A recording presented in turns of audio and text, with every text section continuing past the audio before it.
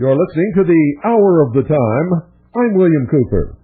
And what an hour it is, and what a time it is, ladies and gentlemen. We are living, literally, in one of the great turning points of history. And the future is going to be one of the most magnificent, wonderful events that has ever transpired, or we are going to slide backwards into the darkest, most dismal slavery that the world has ever known. And everyone knows that there is something terribly wrong, but only a few of us are able to put our finger on it, give it a name, and point the finger at those responsible. Don't go away.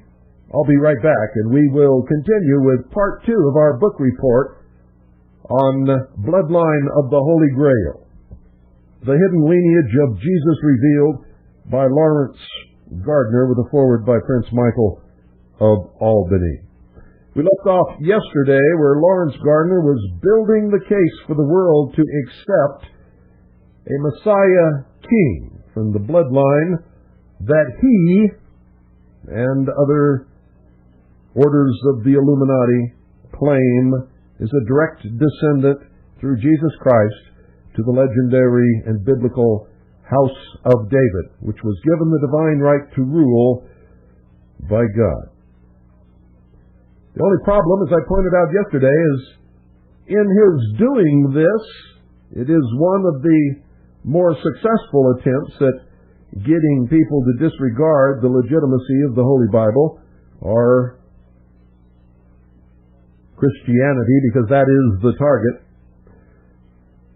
Now, in presenting this broadcast, I am not defending the Bible or Christianity. I'm merely pointing out one of the more successful agendas of the Illuminati in destroying all existing nation-states, all existing religions save theirs, and the bringing about of the shackling of the mob, the profane. That's you, in case you wondered.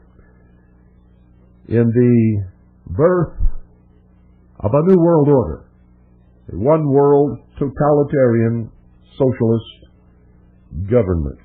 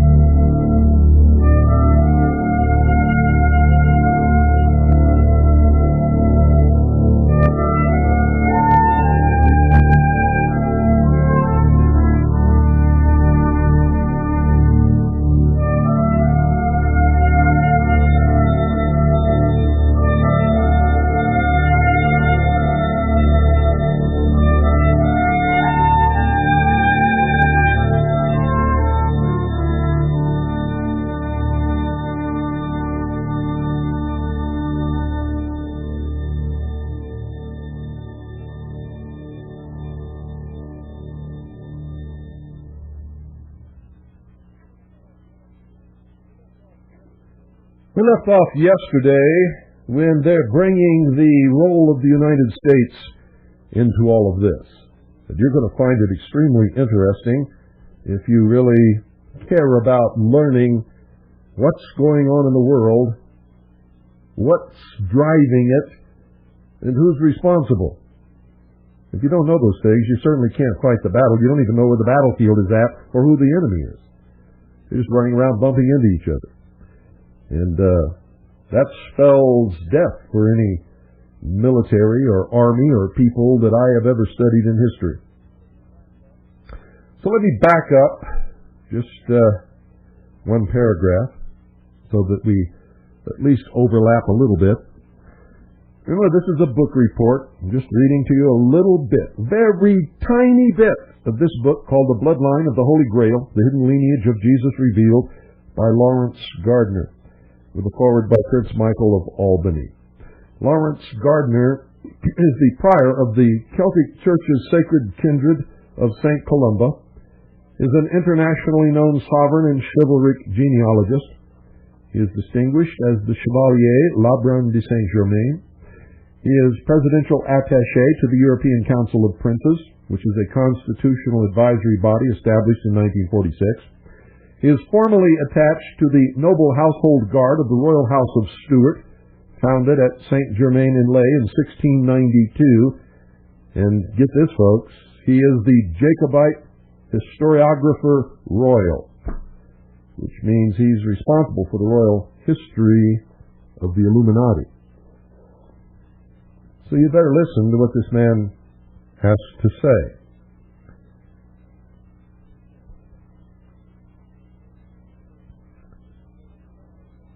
And I'm quoting directly from the book. A popular alternative to absolute monarchy or dictatorship has been found in republicanism. The Republic of the United States was created primarily to free the emergent nation from the despotism of Britain's House of Hanover. Yet its citizens still tend to be fascinated by the concept of monarchy. No matter how republican the spirit, the need for a central symbol remains. Neither a flag nor a president can fulfill this unifying role, for by virtue of the party system, presidents are always politically motivated.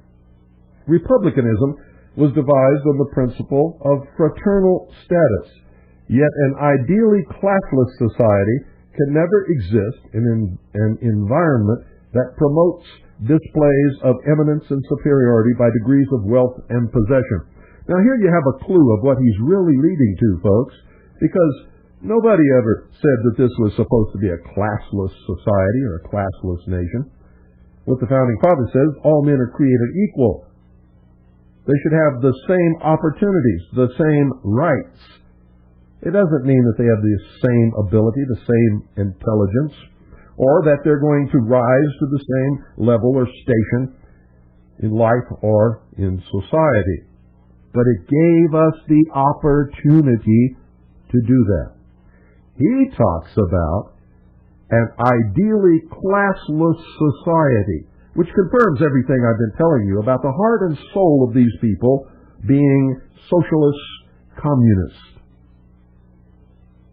He continues, for the most part, and listen to this very carefully because it confirms everything that I've been teaching you, for the most part, those responsible for the United States' morally inspired Constitution were Rosicrucians and Freemasons, notable characters such as George Washington, Benjamin Franklin, Thomas Jefferson, John Adams, and Charles Thompson.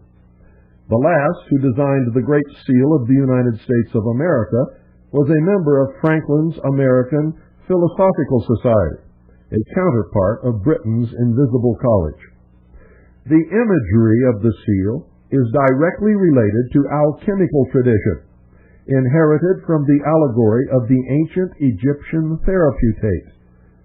The eagle, the olive branch, the arrows, and the pentagrams are all occult symbols of opposites, good and evil, male and female, war and peace, darkness and light. On the reverse, as repeated on the dollar bill, is the truncated pyramid, indicating the loss of the old wisdom, severed and forced underground by the church establishment. But above this are the rays of ever-hopeful light, incorporating the all-seeing eye, used as a symbol during the French Revolution. In establishing their republic, the Americans could still not escape the ideal of a parallel monarchy, a central focus of non-political patriotic attachment. George Washington was actually offered kingship, but declined because he had no immediately qualifying heritage. Instead, he turned to the royal house of Stuart. In November of 1782, 4 Americans arrived in the San Clemente Palazzo in Florence, the residence of Charles III Stuart in exile. They were Mr. Galloway of Maryland, 2 brothers named Sylvester from Pennsylvania, and Mr. Fish, a lawyer from New York. They were taken to Charles Edward by his secretary, John Stuart. Also present was the Honorable Charles Hervey Townsend, later Britain's ambassador to The Hague, and the prince's future wife, Marguerite, Comtesse de Massillon. The interview, which revolved around the contemporary transatlantic dilemma, is documented in the United States Senate archives and in the Manor-Water Papers. Writers such as Sir Compton Mackenzie and Sir Charles Petrie have also described the occasion when Charles Edward Stuart was invited to become King of the Americans. Some years earlier, Charles had been similarly approached by the men of Boston, but once the War of Independence was over, George Washington sent his own envoys. It would have been a great irony for the House of Hanover to lose the North American colonies to the Stuarts, but Charles declined the offer for a number of reasons, not the least of which was his lack of a legitimate male heir at the time. He knew that without a due successor, the United States could easily fall to Hanover again at his death, thereby defeating the whole independence effort.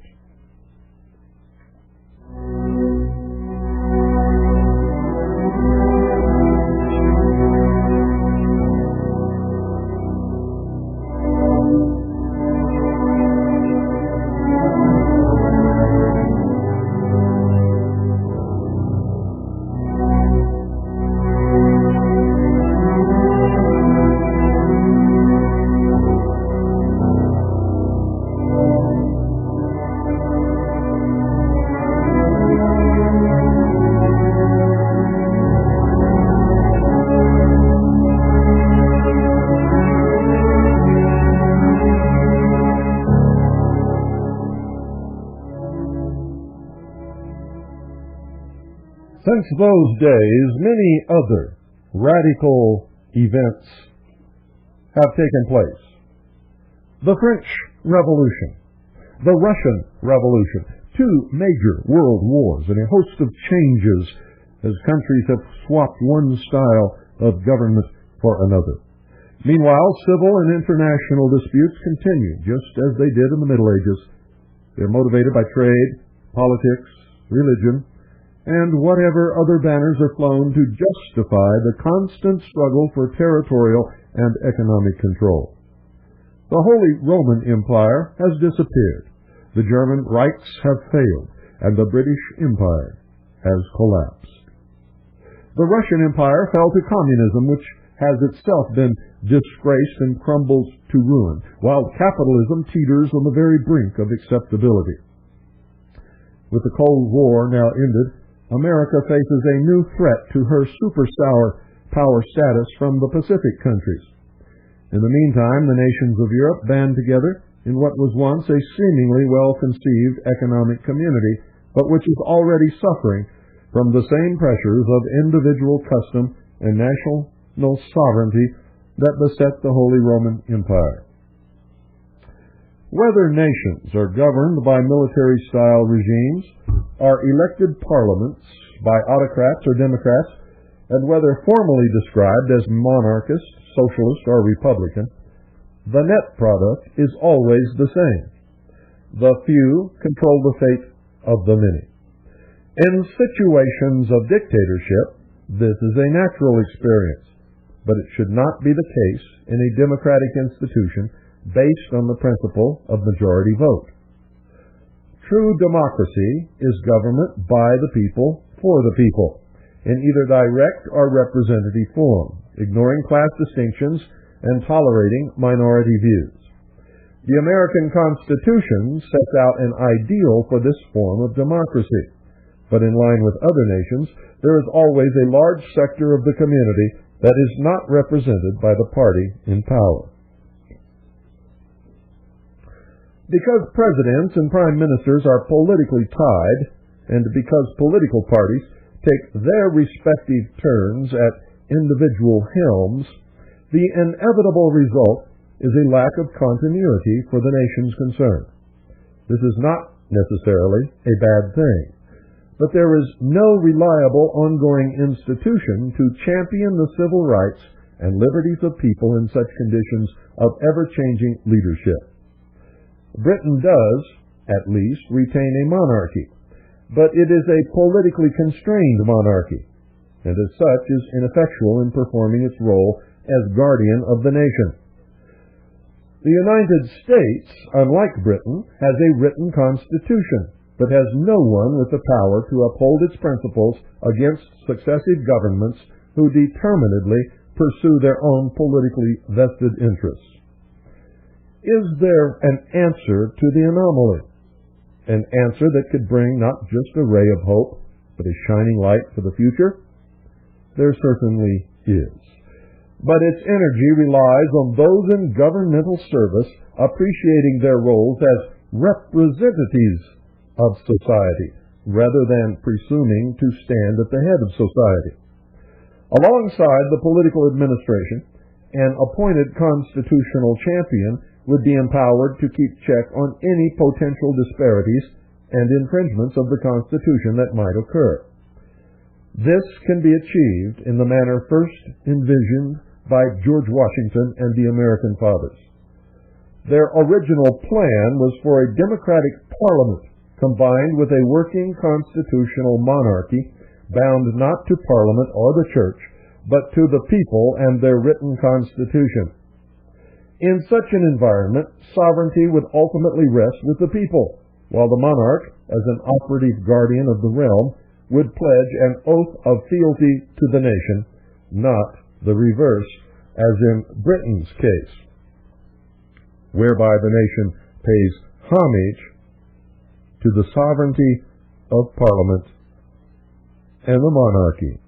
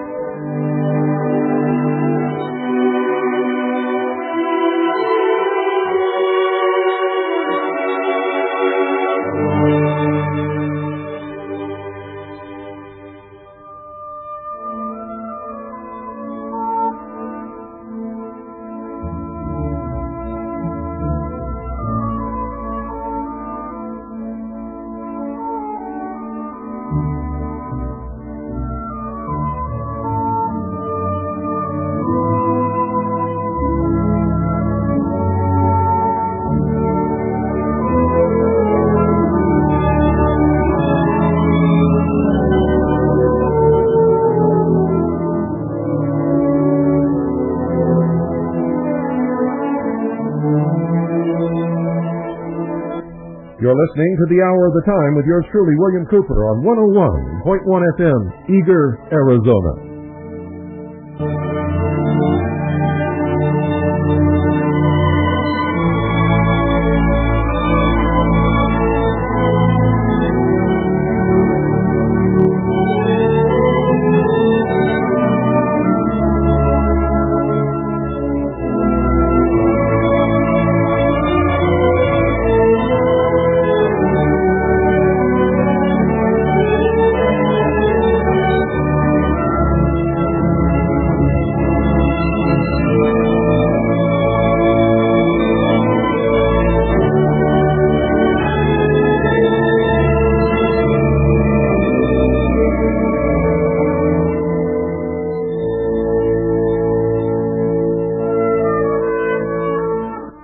The Hour of the Time is broadcast worldwide on WRMI, 9.955 megahertz, international shortwave radio.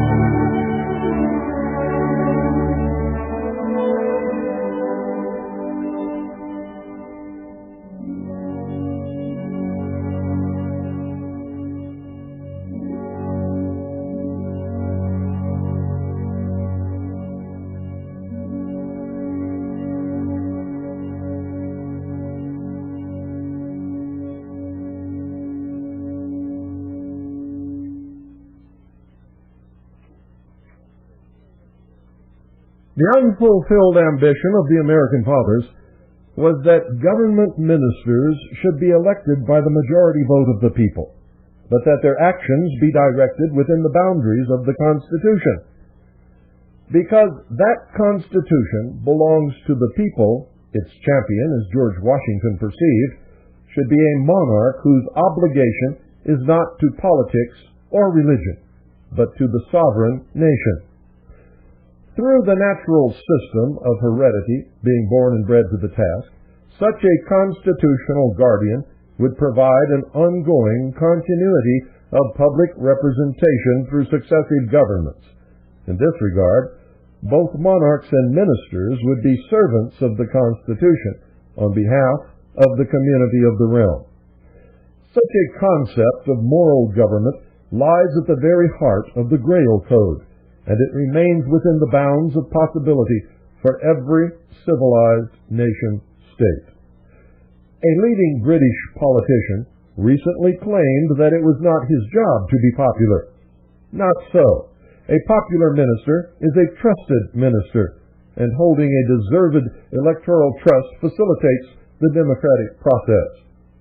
No minister can honestly expound an ideal of equality in society when that minister is deemed to possess some form of prior lordship over society. Class structure is always decided from above, never from below. It is therefore for those on self-made pedestals to be seen to kick them aside in the interests of harmony and unity. Jesus was not in the least humbled when he washed his apostles' feet. He was raised to the realm of a true Grail King, the realm of equality and princely service. This is the eternal precept of the Sangreal, and it is expressed in Grail lore with the utmost clarity. Only by asking, "Whom does the Grail serve?" will the wound of the Fisher King be healed, and the wasteland returned to fertility.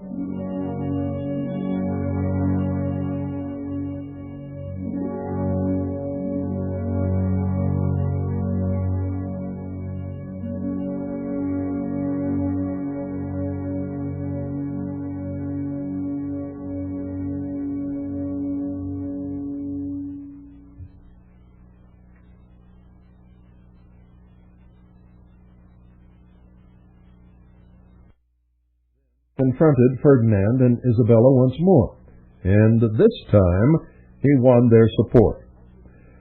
On August the 3rd, 1492, he set sail from Palos with 3 small ships, the Niña, the Pinta, and the Santa Maria. 8 months later, Columbus returned to Barcelona, but not with the anticipated silks and spices from the east. Instead, he was accompanied by 6 brown-skinned natives bearing pearls, strange fruits, gold, and exotic birds. He had discovered an exciting new world across the sea, and the Pope declared that these rich lands belonged to Spain. The name America did not emerge for another 5 years. It derived from the Florentine navigator Amerigo Vespucci, who sailed to the south continental mainland in 1497.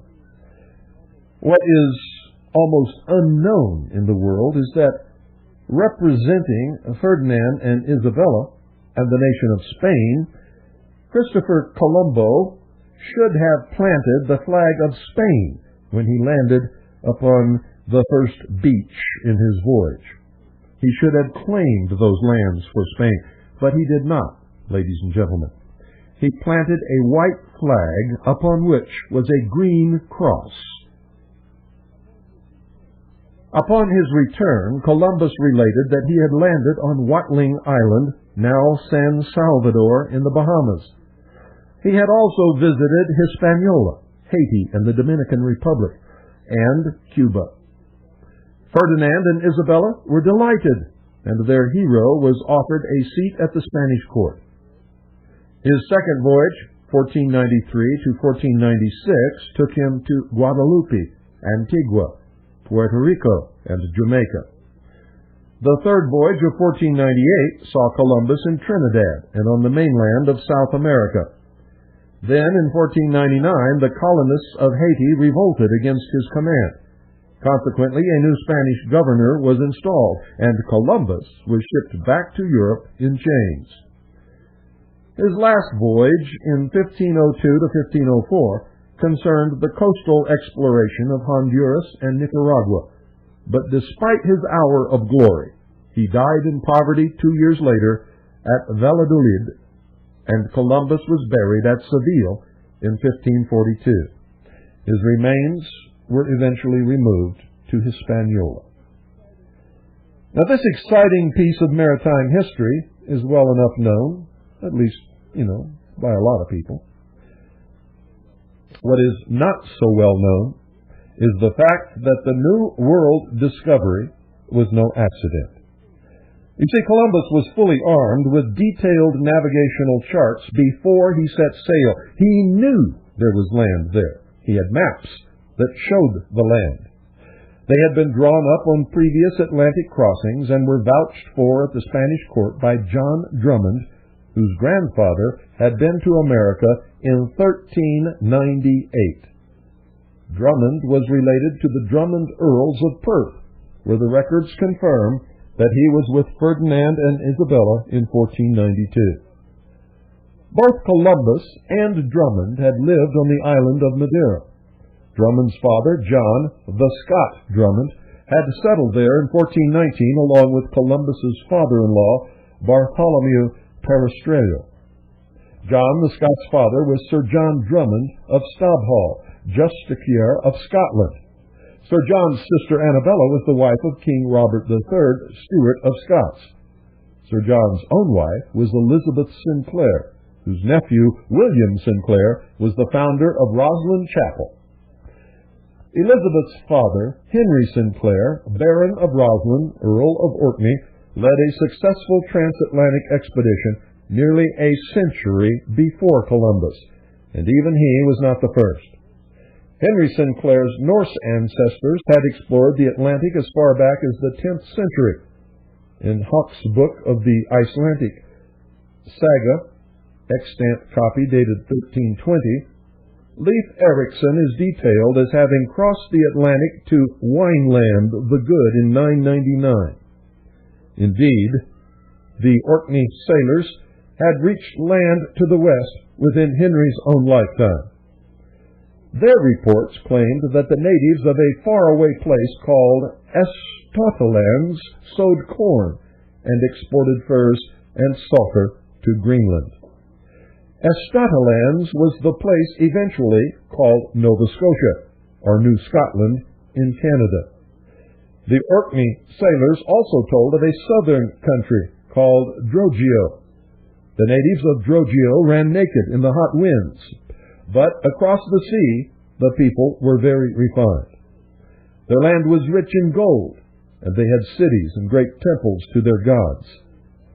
Now, these various accounts were all confirmed when voyagers traveled to the Caribbean islands and onwards to Florida and Mexico, the home of the Aztec Indians. In complete disregard of these early discoveries, tradition has it that the Aztec Empire was not explored until the Spanish conquistador Hernán Cortés arrived there in 1519. Well, from 1391, the master of Sinclair's fleet was the Venetian sea captain Antonio Zeno.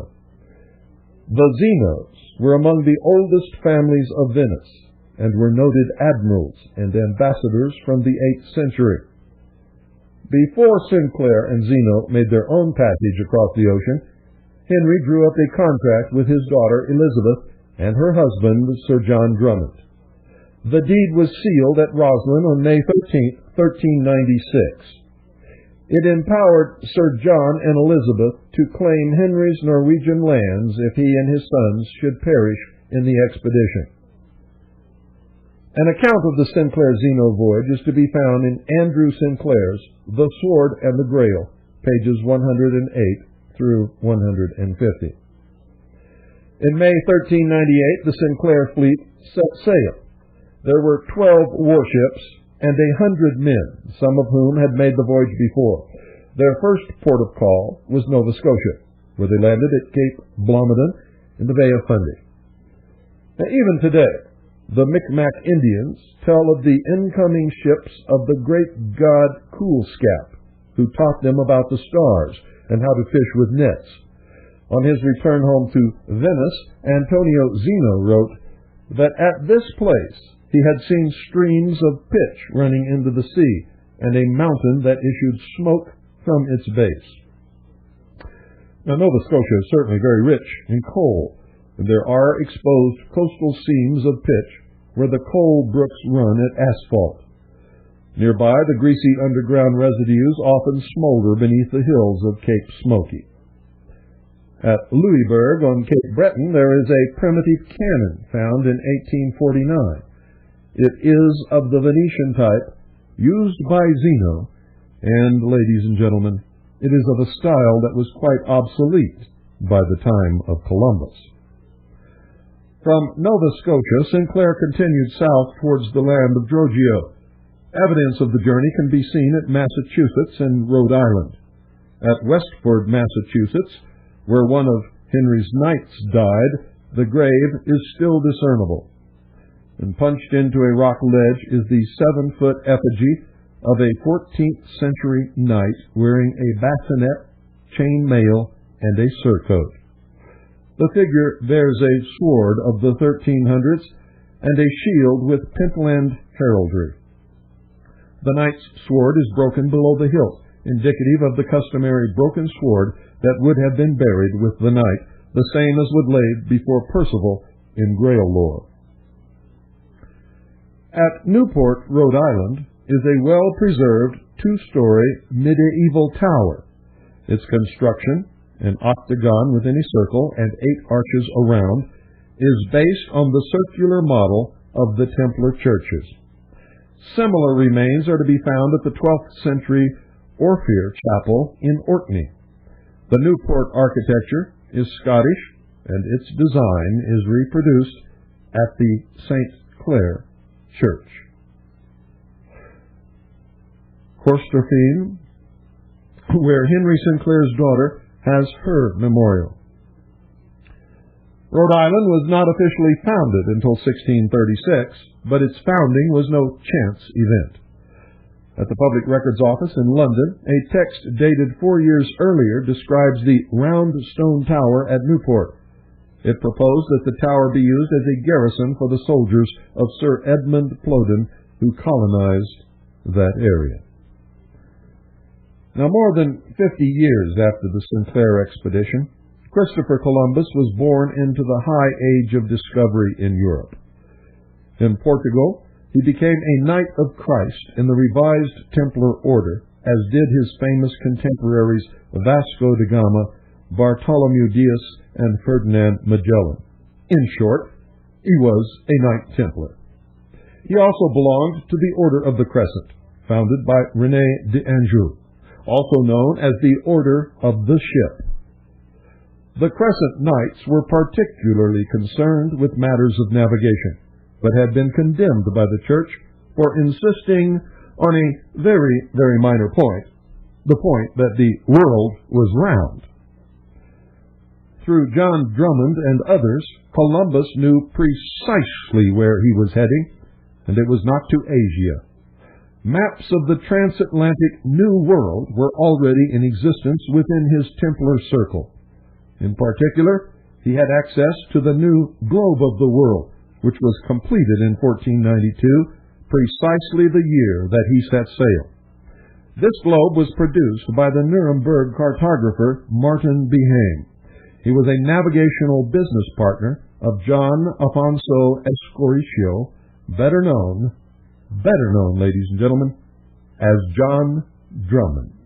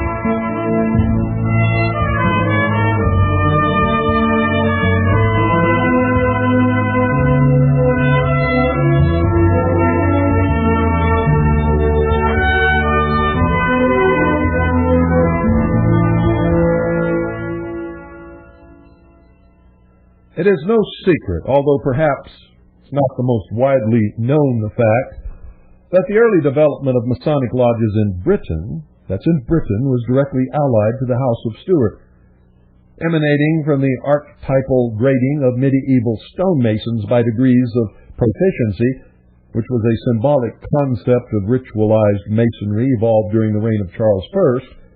The earliest inductions into free or speculative Masonic lodges were recorded in about 1640. The movement was largely concerned with the structured acquisition of knowledge in unexplained science, much of which had been preserved in Scotland since the time of the original Templars and Cistercian monks. In Stuart, England, the early Freemasons of Charles I and Charles II were men of philosophy, astronomy, physics, architecture, chemistry, and generally advanced learning. Many were members of the country's most important scientific academy, the Royal Society, which had been styled the Invisible College after it was forced underground during the Cromwellian Protectorate. The society was established under Charles I in 1645 and incorporated under Royal Charter by Charles II in 1662 after the Restoration. Early members included Robert Boyle, Isaac Newton, Robert Hooke, Christopher Wren, and Samuel Pepys. Now, one only has to consider the accomplishments of the Royal Society to realize that, like the early Templars, they were endowed with very special knowledge. The natural philosopher Robert Boyle, 1627 to 1691, was a noted alchemist, a student of Nostradamus, and a leading authority on Grail lore.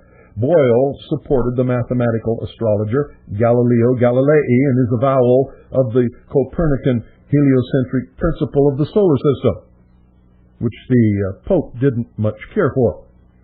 He made many discoveries concerning the properties of air, and, of course, formulated the very notable Boyle's Law. His colleague, the physicist Robert Hooke, 1635 to 1703, invented the hairspring, the double air pump, the spirit level, and the marine barometer. Also in the fraternity was the astronomer and geometrician Edmund Halley, who calculated the motion of celestial bodies and accurately predicted the future regular reappearances of Halley's Comet. Isaac Newton, 1642 to 1727, was one of the greatest scientists of all time, renowned in particular for announcing the law of gravity and the definitions of orbital force. He was a noted alchemist, a refiner of the calculus, deviser of the laws of motion, and inventor of the reflecting telescope. One of Newton's foremost studies concerned the structure of the ancient kingdoms, and he claimed the preeminence of the Judaic heritage as an archive of divine knowledge and numerology. Newton was wholly conversant with universal law, sacred geometry, and Gothic architecture. Although he was a deeply spiritual man and an authority on early religion, he openly rejected the Trinity dogma and the divinity of Jesus, maintaining that the New Testament had been distorted by the Church before its publication. Not only was Newton the president of the Royal Society, but he was also a grand helmsman of the Priory Notre Dame de Sion.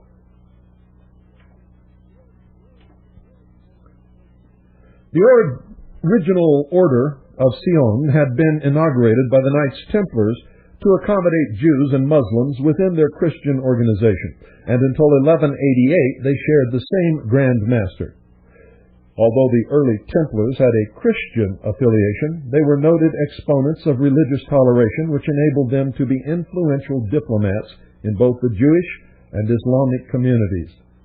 However, their liberal association with Jews and Muslims was denounced as heresy by the Catholic bishops and was instrumental in the Knights' excommunication by the Church of Rome in 1306.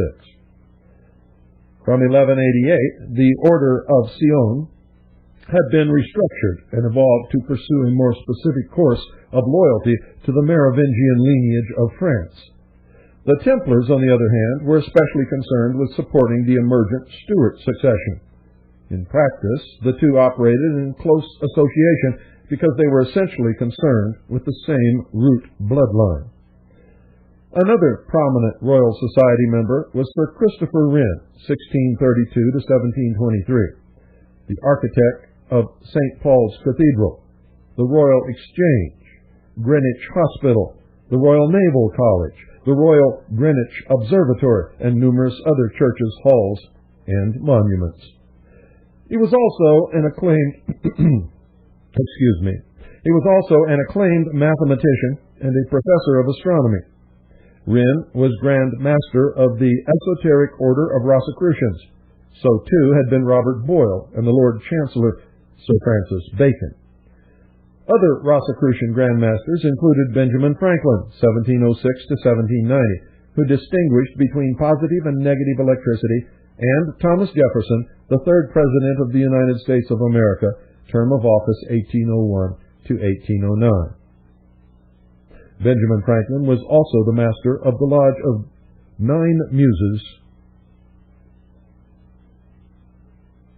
while he was a diplomatic representative of the United States to France and England. Modern historians have an unfortunate habit of extolling certain virtues of such great and learned men while paying absolutely no attention to the root sources of their wisdom. They are explicitly described as artists, scientists, politicians, or whatever. But from Leonardo to Newton, and from Newton to Franklin, their common interests were hermetic alchemy. They were deists, and they engaged in what they called the sacred craft. In fact, their various revelations were not necessarily first-time discoveries.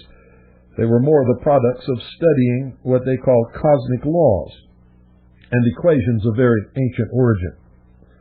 As an organized group, the men were able to assist each other with translation, experiment, and development.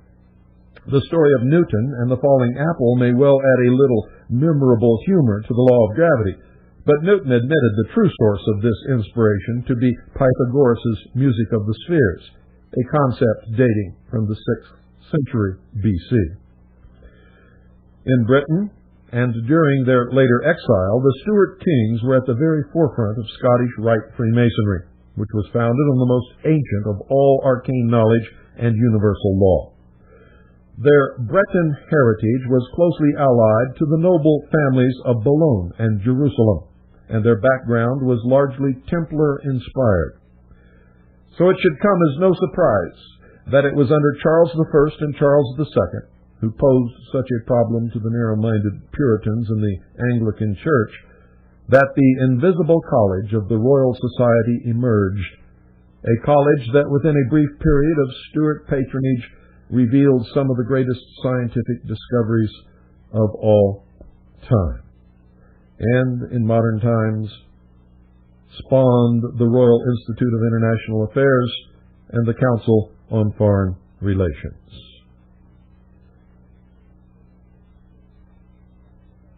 Good night, ladies and gentlemen, and God bless each and every single one of you. And, if you can afford it, get this book that this book review broadcast was all about, Bloodline of the Holy Grail, The Hidden Lineage of Jesus Revealed, by Lawrence Gardner.